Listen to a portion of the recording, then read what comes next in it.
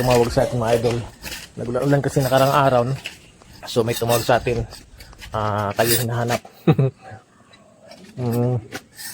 So yun, yung bubong niya nag-waterfalls na mga idol. So papagawa sa atin yan. So kata yung gamit mga idol.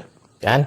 So ito yung ating gamit mga idol. Nasa loob ng refrigerator. Tayo dun sa nag-waterfalls na ano, na bubong. So kaya nag-waterfalls mga idol. Kita na sinit na ng araw. Yan. Ito yun. Dito. Idol, doon tayo akit, no? May hagdanan natin. Sasampa natin doon. Sasampa pa rin sa likod.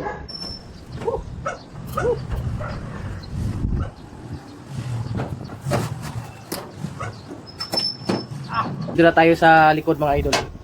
Yeah. So binakas na natin yung bubong. Yun ang mahirap pag gutter lang yung gagawin mo. Pero damay yung bubong kasi kailangan mong bakasin yung bubong bago mo makumpuni yung gutter. Nakakabit natin yung ating gutter bago. Gutter lang naman yung usapan dito idol. Yan. So linisin na lang yan idol. Hindi na iwasan yung dumi, no. Tanggalin lang to. Ito yung may pinted na yung gutter natin. Ayos na.